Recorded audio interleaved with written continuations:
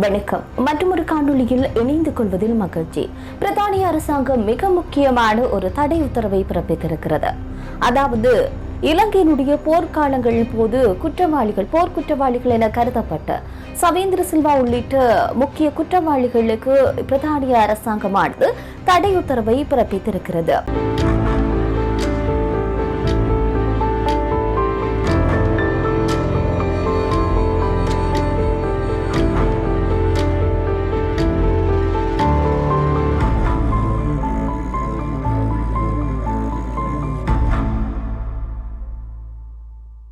வணக்கம். மற்றொரு காணொளியில் இணைந்து கொள்வதில் மகிழ்ச்சி. பிரித்தானிய அரசாங்கம் மிக முக்கியமான ஒரு தடை உத்தரவை பிறப்பித்திருக்கிறது.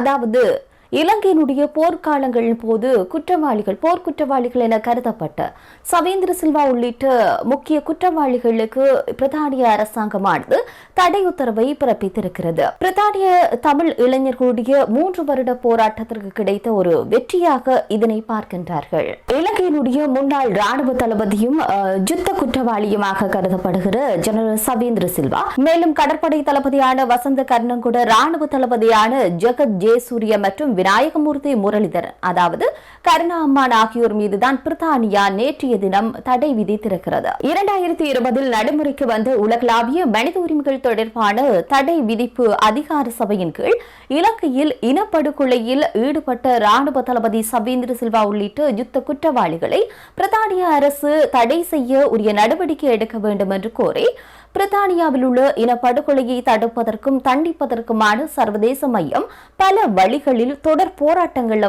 மேற்கொண்டு வந்தது என்பது யாவரும் அறிந்த விடயமாக இருக்கிறது. ஏப்ரல் 2021 ITJP என்ற மனித உரிமைகள் அமைப்பு சவேந்திர சில்வாவிற்கு எதிராக 50 பக்க ஆவணத்தை பிரித்தானிய வெளிவிவகார அமைச்சிற்கு சமர்ப்பித்திருந்தது. அதே போலவே ICPPGயும் தொடரும் சித்திரவதை பற்றிய ஆதாரங்கள் அடங்கிய அறிக்கைகளை சமர்ப்பித்து இலங்கை அதிகாரிகளை தடை செய்யுமாறு கோரிக்கை விடுத்திருந்தது.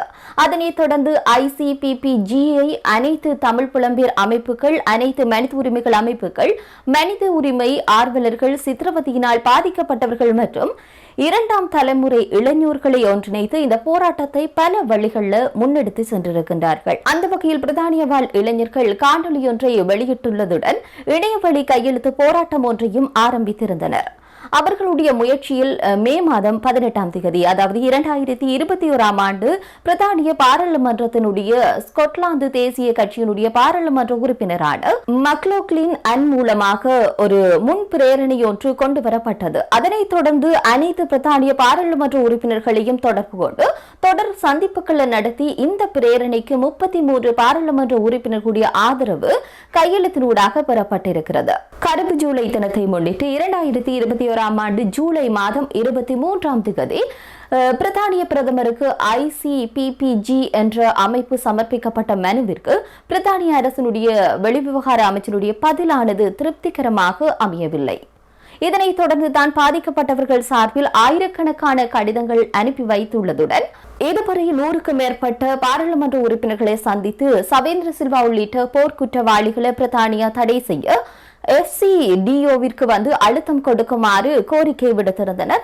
பல காணொளிகளை தெரிவித்து ஒரு காணொளி ஆவணத்தையும் வெளியிட்டிருந்தனர். பிரித்தானிய பாராளுமன்றத்தில் விவாதங்களையும் ஏற்பாடு செய்திருந்தனர். தற்போது ஆட்சி அமைத்துள்ள பிரித்தானியாவினுடைய தொழிலாளர் கட்சி கடந்த தேர்தலின் போது ஆட்சிக்கு 100 நாட்களுக்குள் தடையை அறிவிப்பதாக வாக்குறுதி வழங்கியிருந்தது.